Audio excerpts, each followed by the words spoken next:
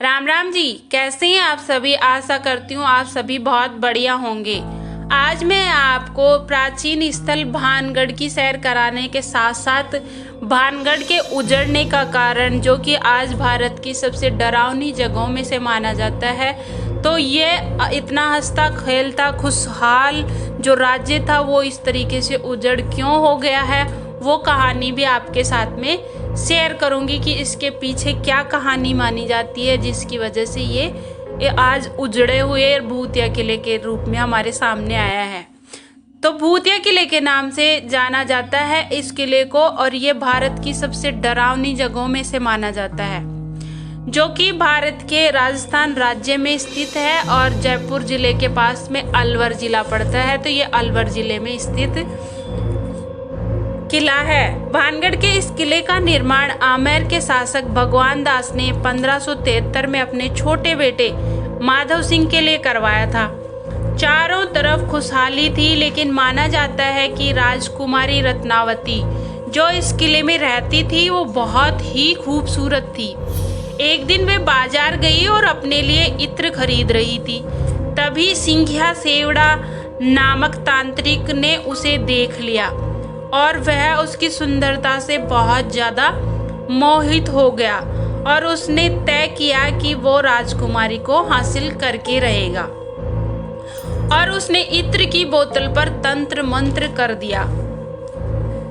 और इस जो तंत्र आप देख सकते हैं सामने, इस जगह पर सिंघिया सेवड़ा रहता था और वो नीचे वो भी बाजार में आया हुआ था।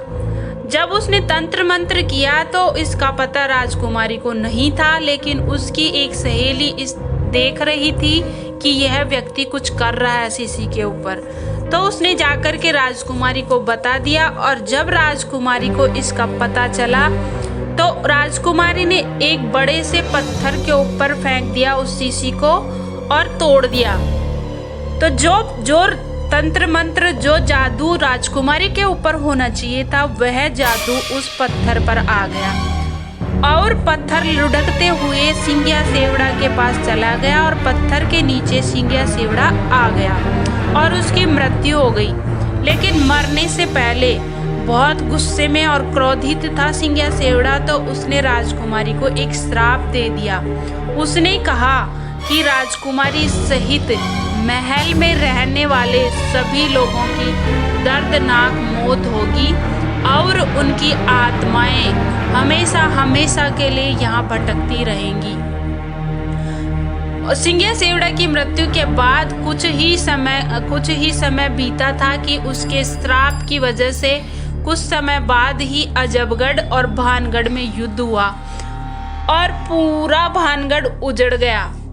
तभी से माना जाता है कि यहाँ पर रात के समय आत्माएं भटकती हैं, जिस कारण से रात के समय यहाँ पर कोई भी नहीं रुकता है। पुरातत्व विभाग की तरफ से यहाँ पर पाबंदी लगाई गई है कि रात के समय यहाँ पर कोई नहीं रुकेगा, और जो आसपास के गांव के लोग हैं उनका कहना है कि रात के समय में यहाँ पर अजीब अजीब सी आवाज़ें आती रहती हैं, जैसे कि यहाँ पर लोग घूमते फिरते हों, चहल पहल की आवाज़ें आती हैं। तो इसी वजह से आज ये उजड़ा हुआ और भूतिया किले के नाम से फेमस है और इस जगह पर पाबंदी है। तो मैं कहूँगी आप भी एक बार यहाँ पर आकर के देखिए, बहुत अच्छा लगेगा। और आज जो मैंने आपको इस किले की कहानी बताई वो अच्छी लगी हो तो like share subscribe. Thank you.